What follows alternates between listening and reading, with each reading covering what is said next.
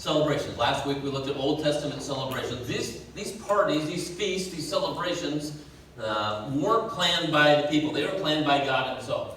So that tells us God likes to be recognized. And they partied. They feasted several days, sometimes 6, 7 days. Sometimes it was just a day. They had feast, day of booths. They lived in tents for a week because that reminded them they had lived in the wilderness for 40 years. And so most of them were designed to look back, to see what God had done. He had rescued his people from Pharaoh, the Red Sea, and they crossed over on dry land, and the 10 plagues, and the Passover. And so these are commemorated. These were meant to look back, but also to look forward at God's faithfulness and what he will do. And I think that is a recipe for joy. We can look back at our life and look back and see God's goodness. And sometimes we strayed away from his goodness. Most of us have taken a little bit of a different path. But we look back and see God's faithfulness. And we also look ahead to see the good things that God will do. Even when we live in uncertain times, we still trust. We still hope. As churchgoers, our reputation isn't exactly great about being able to party.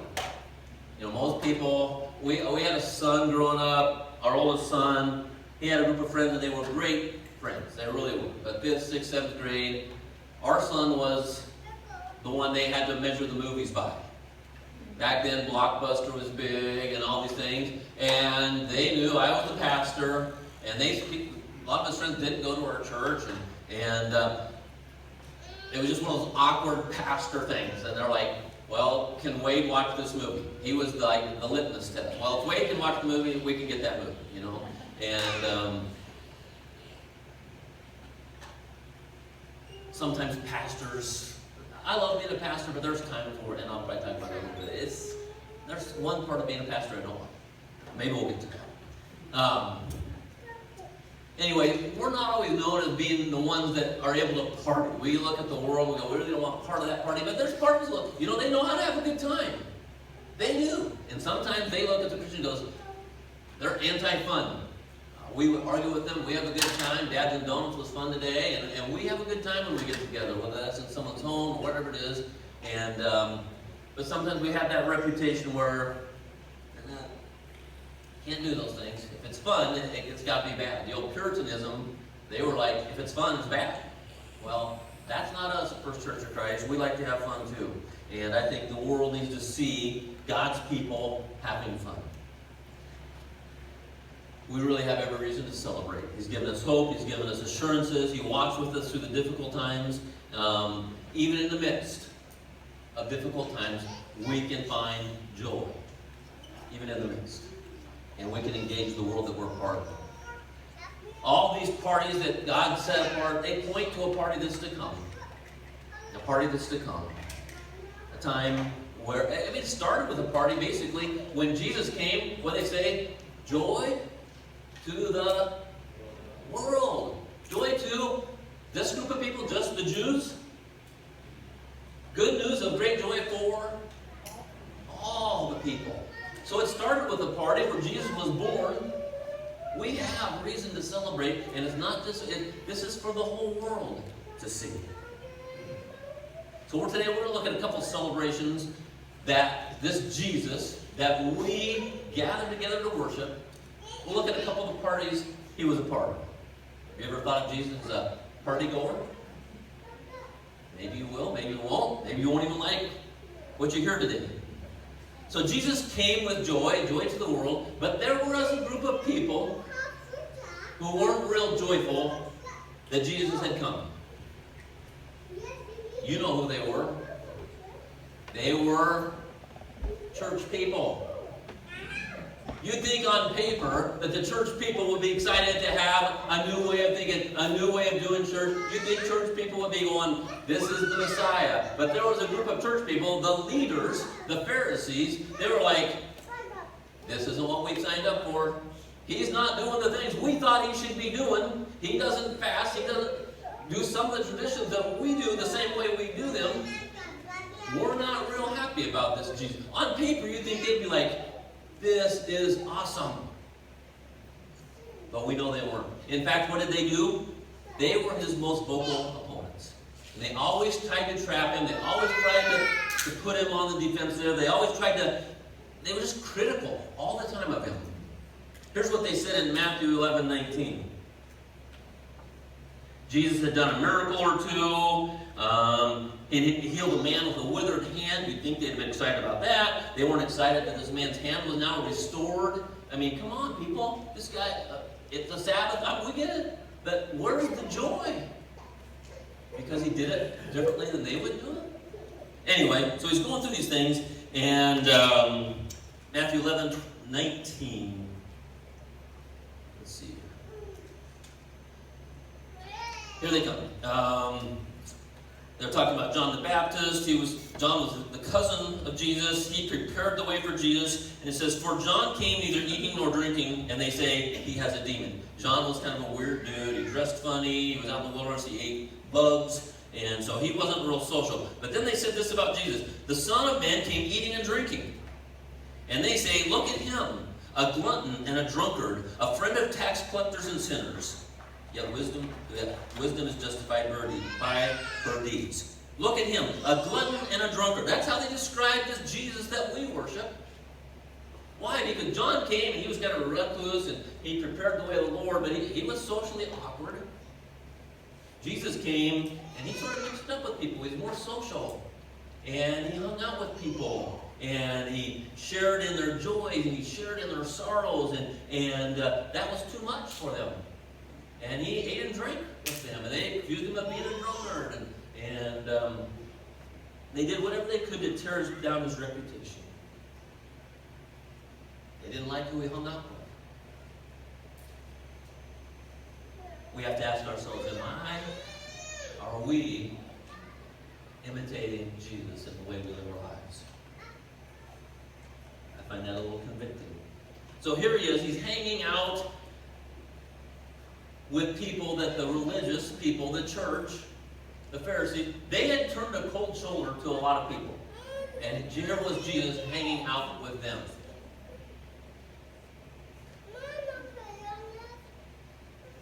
And so this is what they did.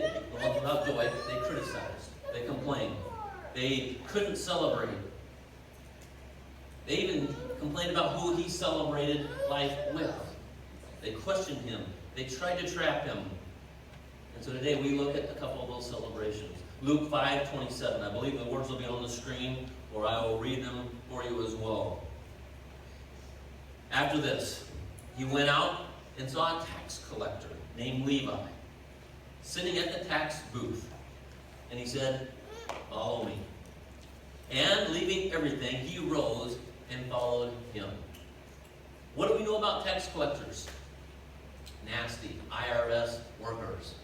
Nobody liked them. They were the enemy. They represented the Romans. And so they had the Romans said, you need to collect this much tax, but you can tax people more than that. That wouldn't go over very well with us. But that's what they did. And so they would collect taxes from everybody more than they needed. And so these tax collectors became ostracized. They were thieves, basically. They ripped people off, and they had no friends. And so they hung out as rich dudes with a lot of money with no friends. That's what they were. Okay? They probably, they couldn't go in certain social circles. They were unclean. So the tax collectors were not good people. Verse 29, and Levi made him a great feast, talking about Jesus. That's where we get the party or celebration. A great feast sounds like a party or celebration, and so those are my words added. Levi made him a great feast in his house. And there was a large company of tax collectors and others reclining at the table with him. So here they are, these rich dudes, hanging out at some fancy house probably, eating and drinking. And the Pharisees, those are church leaders, and their scribes, those who wrote down things for them, grumbled at his disciples, saying, why do you eat and drink with... Oh, he asked the disciples, why do you eat and drink with tax collectors and sinners? I would have loved to know what the disciples' response was. I'm guessing they weren't real excited that Jesus had told Levi, come follow me. I mean, if you're in a small group of people and all of a sudden someone invites a friend that you don't like very well, that can really upset the social atmosphere. Like, oh no, they're coming to the party. Jesus invites a tax collector and he says, come be a part of my special group. Come follow me. I wonder what Peter, with the big mouth that speaks before thinking, I wonder what he said. I wonder if they were like at this meeting and all the tax collectors were like, what are we doing here? What's going on here? I don't know. I have a feeling that, and so the Pharisees asked the disciples, hey, how come you're hanging out with these people? How come, and do they respond? They don't respond. Jesus steps in, and in verse 30, let's go verse 30, and the Pharisees and their scribes grumbled. They're going, look who these guys are hanging out with. Why do you eat and drink with tax collectors and sinners? They asked that of the disciples. Who answers? Jesus answered them, those who are well have no need of a physician, but those who are sick. I have not come to call the righteous, but sinners to repentance. Jesus, for some reason, steps in and butts into the conversation because they asked the disciples, but Jesus said, I'll answer it for you. And Jesus said, that's the reason I came. I'm exactly where I should be. That's my purpose here. I don't know what the disciples' answer would have been. They were probably going, I don't know. Ask him. Boom. This tax collector. A whole bunch of them. And that's where Jesus is putting his time. And he's eating at a feast and a celebration. Jesus says these words to Levi. Come. Follow me. Many of you respond to that invitation, right? Where Jesus said, you, come, follow me, leave everything behind and follow me. That's called repentance. Leave your old way of life. You were once a tax collector who ripped people off. I invite you to follow me to a new way of living. Some of you have responded to that way of living and said, come follow. Leave behind that style. Many of you have answered that call where you said, I will follow. So here we have this scene. It had to be just kind of crazy. This party with all these rich tax collectors. The Pharisees are going, what do we do with this guy? He's hanging out with them. This isn't right. This isn't what we should be doing. Who is this Jesus? And Jesus said, this is where I'm supposed to be. This is why I came. Why would that be surprising to you, church leader? This is why I came. Funny. He says, I come for the sick. The Pharisees had no clue they were sick. We've learned a new word in the last 3 months, asymptomatic. I'm not sure I knew what that word meant before COVID hit. Because I remember hearing about, what's asymptomatic? Maybe that shows my naive preacher upbringing. I wasn't part of the medical field. Asymptomatic. We know now people are asymptomatic. They don't have any symptoms. The Pharisees were asymptomatic. They had no idea they were the sick ones. And what did they miss out on? They missed out on the feast. They missed out on joy. They missed out on a celebration. Jesus was eating and drinking, enjoying, but they missed it. And they missed it because Jesus wasn't concerned with traditions that were important to them. You can't eat with these people. You can't hang out with these people. And Jesus said, that's why I'm here. And that blew their thinking way out of the water because they were good, church-going folks, leaders. Jesus brought something new, and they weren't used to that. So easy for me. Maybe it's easy for you to fall into that Pharisee mode. Look who they're hanging out with. I did that as a parent. And parents, you walk this tough line. Your dad and mom, you walk this tough line. Do I let my kids hang out with them, or do I not let my kids hang out with them? Man, we walked that line. That was very tough. Our kids were public school kids. And this isn't a debate on what's better, public school, Christian school, homeschool. That's not a debate. Active parenting is the key to all those areas. But that puts us in a tough spot. Do we let our kids hang out? Should we hang out with those people? I'm a youth pastor. Am I supposed to? Are we supposed to? What if I'm seeing with them in this situation? They don't have a good reputation, but their kids play ball, or our kids play ball together. What are we going to do? And so we drift sometimes towards safety. towards tradition. Maybe there's wisdom in that, maybe there's not. But I've seen that in the last 20, 30 years. Parents, we pull our kids and we try to protect, and I get that. And then I read a story like this. And I go, wow, maybe we've missed it. Maybe we've been so busy with church and youth group and all those good things that we don't even know. I'm convinced today, if I could write a letter to my younger self, I would change that part of my story. Because over time, we didn't. And we missed out on friendships that were healthy and good. But because they weren't church-going folks, we sort of gravitated to the church-going folks. If I could write a letter to my younger self, I would do that differently. For two reasons. I would have been more like Jesus. And I think I also missed out on the blessings of some friendships that would have been good. Those people aren't the enemy. Satan is the enemy. Jesus says, I'm right where I'm supposed to be. And the church leaders lost out on joy. There are times where I lost out on joy because of my narrow stance. I love what Levi does. Jesus says, come follow me. And what's he do? He throws a feast for Jesus. And who's at the feast? All his friends. I want you to meet Jesus. I think that's so awesome. It was just a normal gathering. It wasn't a church gathering where you might eat a meal and like youth group, we used to have a Super Bowl party and you'd throw in a little devotion at halftime just to sort of make it Christian, and then you go back to the Super Bowl party. This was just guys hanging out and enjoying life.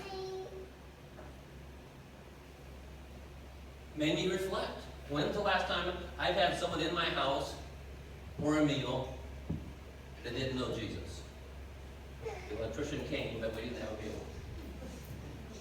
It's been over a year since your pastor has done it. With a bunch of parents and a bunch of kids that play basketball.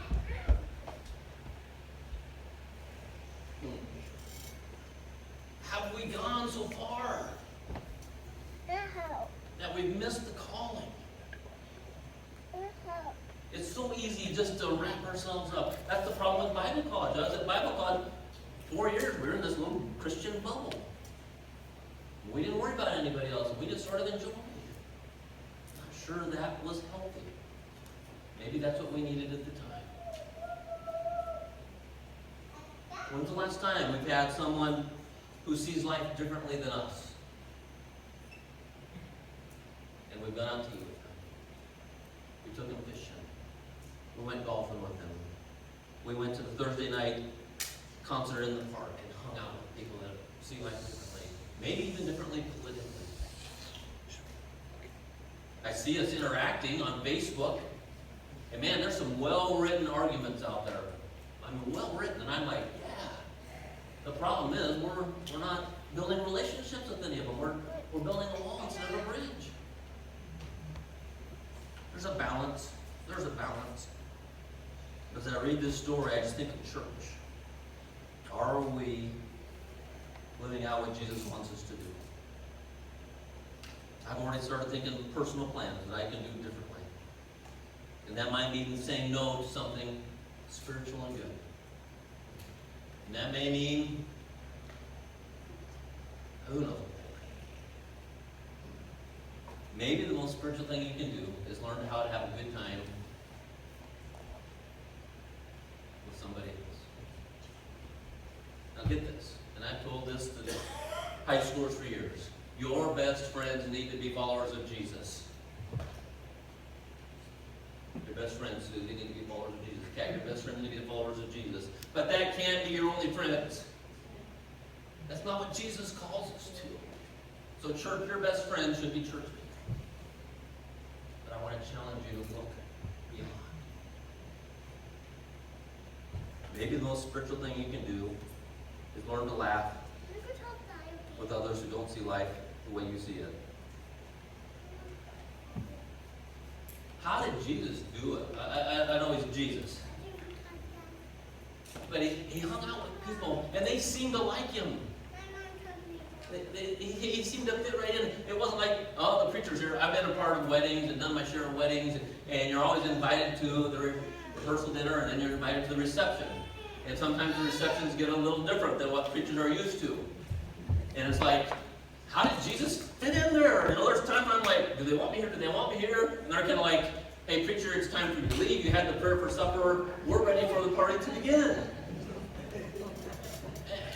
And I need to grow in those areas. It's okay to enjoy life. It's a challenge because sometimes we don't know how to even influence. But Jesus was so good at it. He did it with Zacchaeus, and he hung out at Zacchaeus' house. And these people were like glad to have him there. Wow. I told you I was challenged. Get this about the world. We shouldn't be surprised when people who don't know Jesus act like they don't know Jesus. That shouldn't surprise us.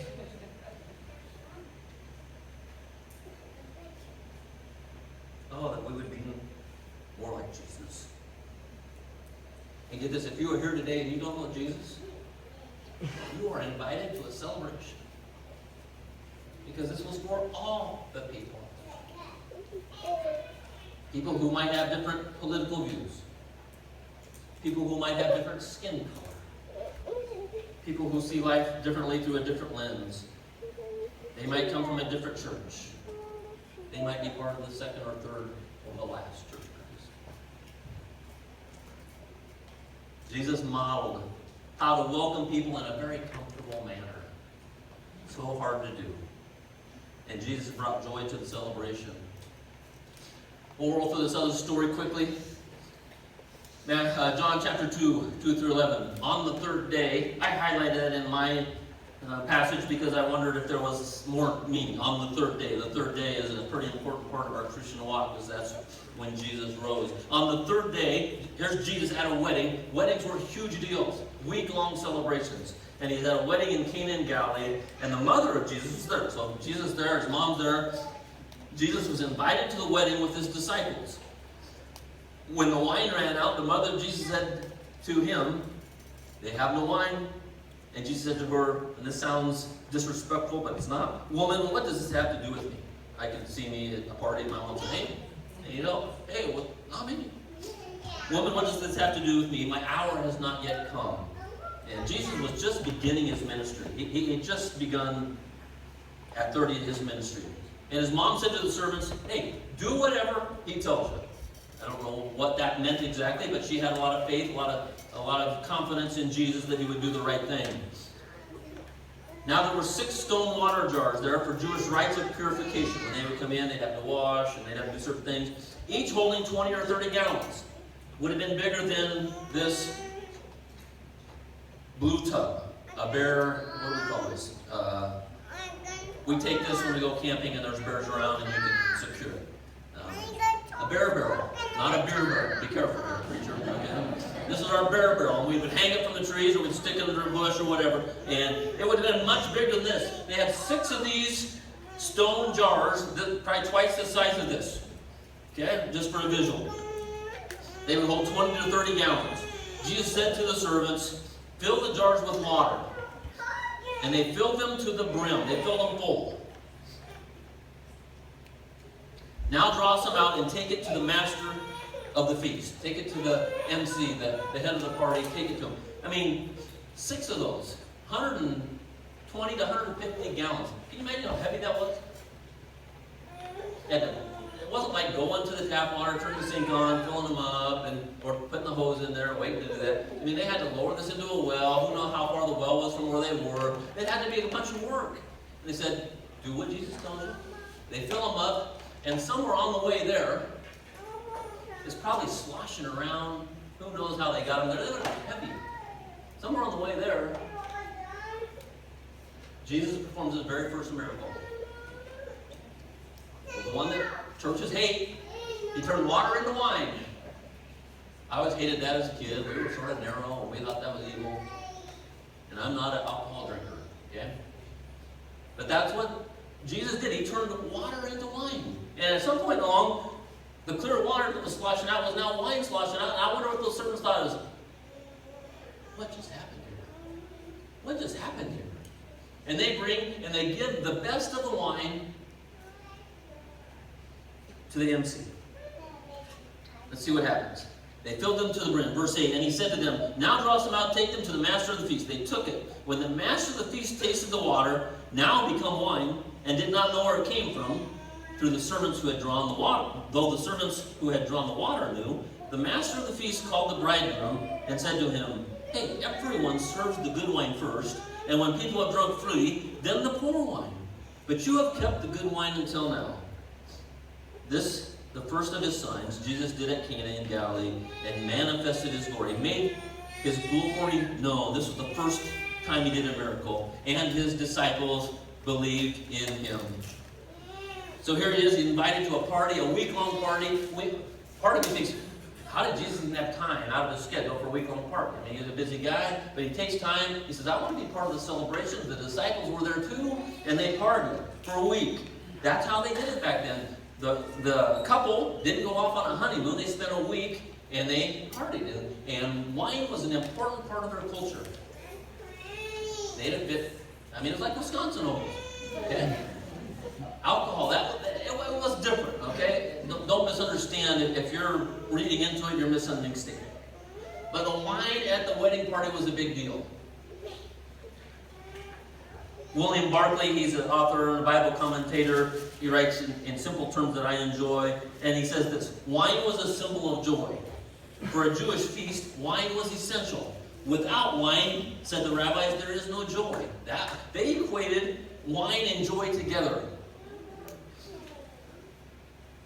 But it wasn't because of drunkenness. Drunkenness was still a disgrace to the people. But running out of wine would have been an embarrassment to the host. So what I want you to know is celebrations and wine went together. But don't read into the alcoholism thing. That wasn't what made them joyful, okay? It was just part of their culture. And the mother of Mary just says, hey, the wine's gone. This is going to be embarrassment. I don't know exactly whose wedding it was. Hard to tell. She said, Jesus, we need your help. I don't know if she knew that he could turn the water into wine. He'd never done anything like that before, that I know of. So was this miracle obedience? Okay, Mom, I'll do it. I don't think so. It was the beginning of his ministry, and he showed his disciples his glory. Part of me is like, couldn't you pick a better, more dramatic, easier church topic than turning water into wine? I mean, spit on the ground, put it on people's eyes and heal them. That would have been more impactful, in my opinion. But his first one was turning water into wine.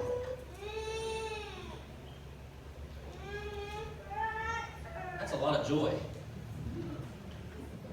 6 of those barrels full of wine for the rest of the week. Jesus provided lots of joy. You see, people wanted Jesus at the party. Even though he saw life much differently than them. Jesus knew relationships were at the core of his mission. Mary says, just do what he tells you to do. You know what, church? You've discovered it. Good things happen when you do what Jesus tells you to do. If you were writing a letter to your younger self, what would you write? I shared with you my letter. Don't be so narrow. Learn to be comfortable in settings that the world might see differently than you. Oh yeah, my church might not understand. My youth group might not have understood back then, but I would have done it differently and modeled my behavior differently, not only for myself and my church, but for my people. They do better at this than Dad does.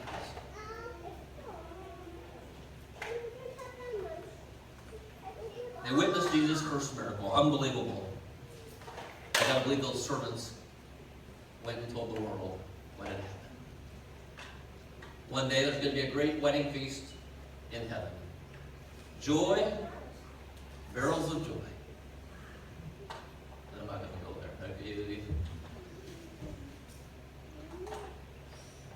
don't miss the party. Don't miss the feast. Don't be afraid to venture outside your comfort zones, church.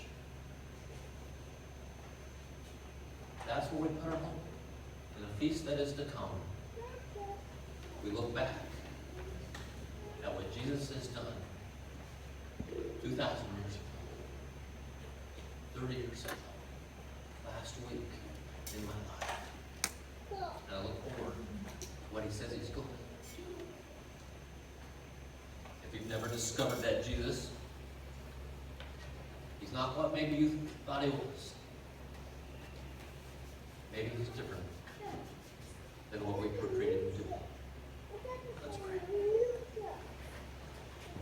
Father God, I thank you for your word, for it gives us wisdom in how to live our lives in 2020.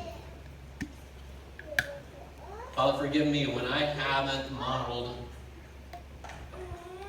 the life of Jesus. Forgive us as a church, maybe when we've strayed away. Forgive us as a family. Give us not a spirit of fear, but give us a spirit of power and love as we take Christ to the world. We pray these things in Jesus' name. Hey, again, we are so grateful that you're here. Don't forget, if you want a letter to write Ben and Nicole Johnson, they're coming to serve as our student ministry, our family pastor. You're going to love them. I'll be at the back of those. Let's stand and let's sing. Why he ever chose me, it's always been a mystery. And why he ever chose some of you, and that's really a mystery. I'm just kidding.